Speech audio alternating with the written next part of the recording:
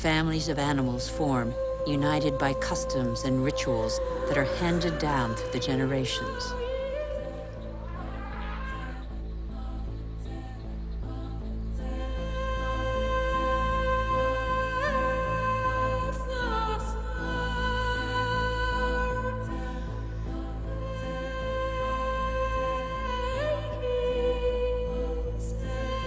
Some adapt to the nature of their pasture, and their pasture adapts to them.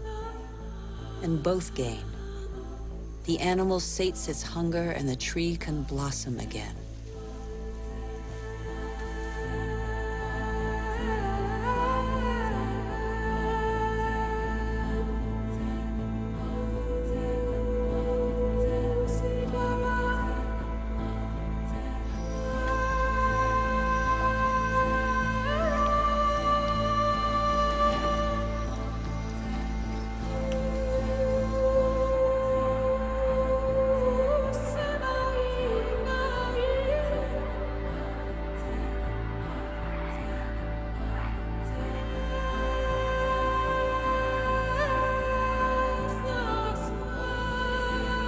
In the great adventure of life on Earth, every species has a role to play. Every species has its place. None is futile or harmful. They all balance out.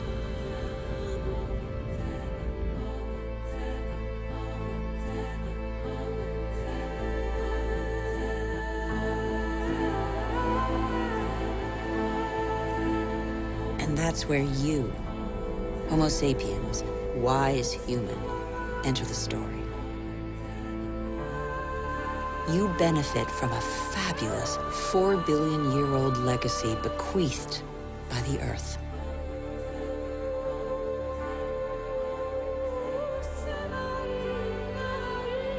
You're only 200,000 years old, but you have changed the face of the world. Despite your vulnerability, you have taken possession of every habitat and conquered swaths of territory like no other species before you.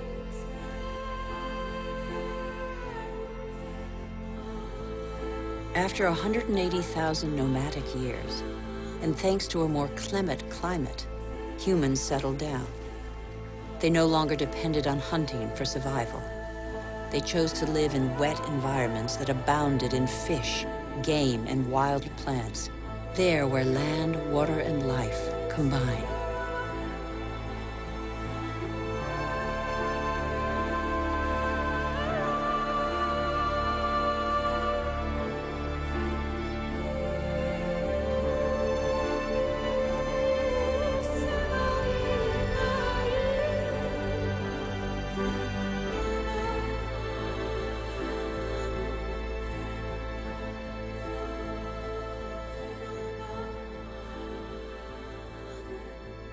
Even today, the majority of humankind lives on the continent's coastlines or the banks of rivers and lakes.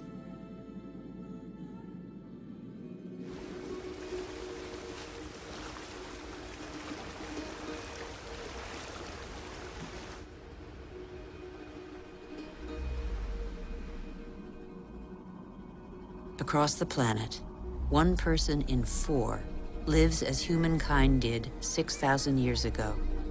Their only energy, that which nature provides, season after season. It's the way of life of 1.5 billion people, more than the combined population of all the wealthy nations.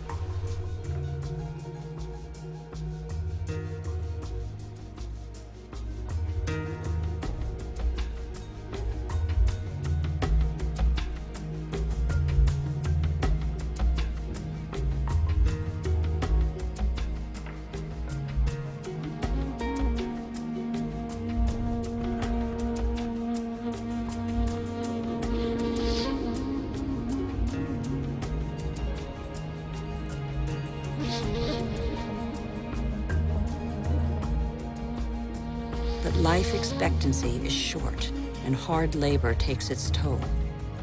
The uncertainties of nature weigh on daily life. Education is a rare privilege. Children are a family's only asset, as long as every extra pair of hands is a necessary contribution to its subsistence.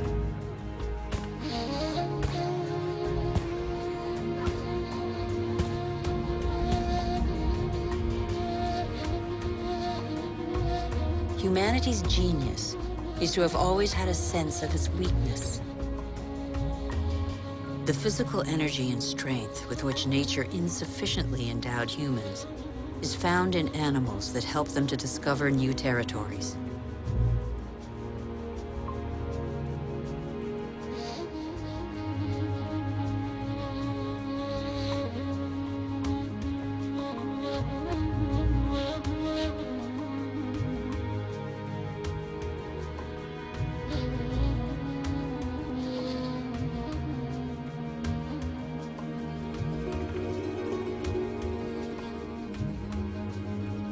But how can you conquer the world on an empty stomach?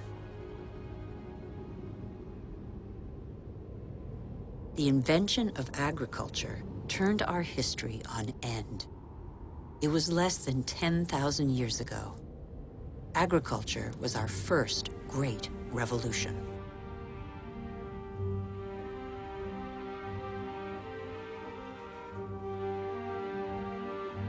It resulted in the first surpluses and gave birth to cities and civilizations.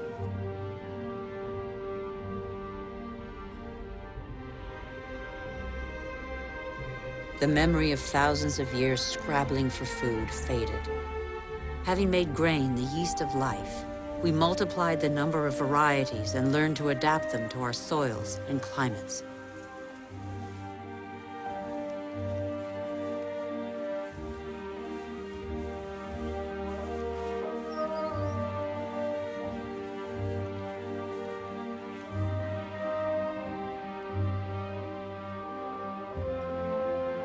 We're like every species on Earth. Our principal daily concern is to feed ourselves. When the soil is less than generous and the water becomes scarce, we are able to deploy prodigious efforts to extract from the land enough to live on.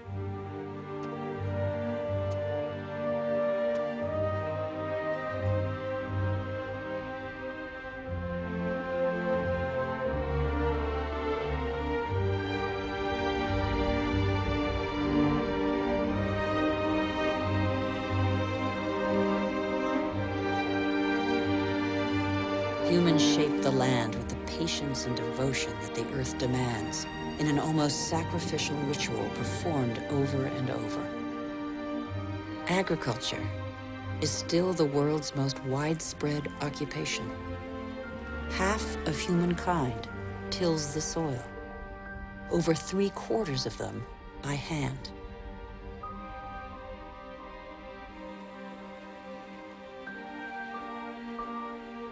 Agriculture is like a tradition handed down from generation to generation in sweat, graft, and toil, because for humanity, it is a prerequisite of survival.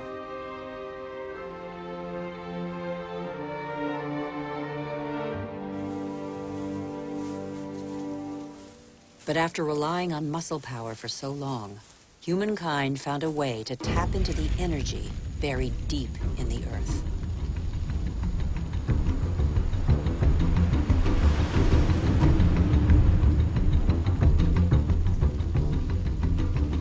These flames are also from plants, a pocket of sunlight, pure energy, the energy of the sun, captured over millions of years by millions of plants more than 100 million years ago.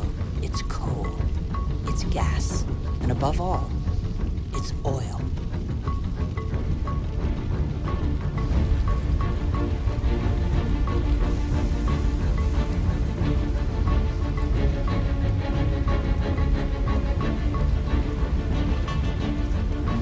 This pocket of sunlight freed humans from their toil on the land.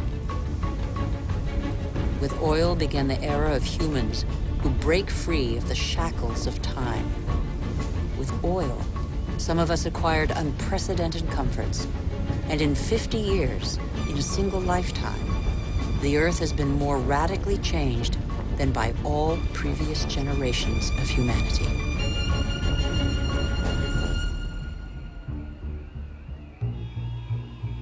Faster and faster.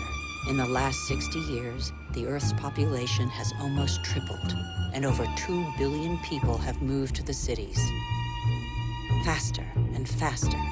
Shenzhen in China, with its hundreds of skyscrapers and millions of inhabitants, was just a small fishing village barely 40 years ago. Faster and faster. In Shanghai, 3,000 towers and skyscrapers have been built in 20 years. Hundreds more are under construction. Today, over half of the world's 7 billion inhabitants live in cities.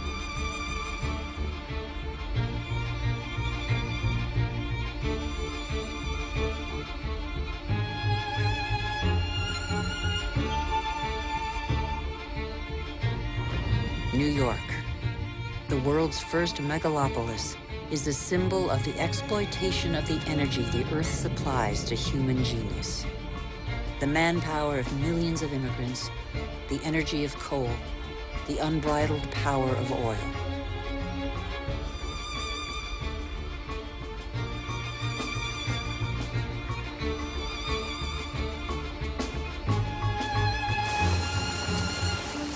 America was the first to harness the phenomenal, revolutionary power of black gold.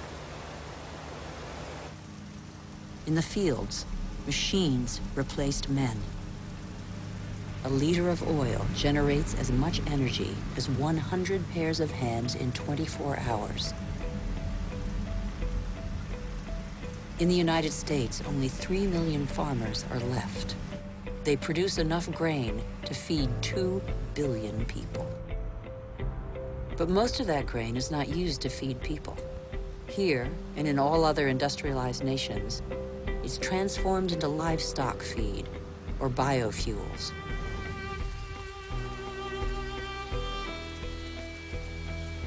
The pocket of sunshine's energy chased away the specter of drought that stalked farmland.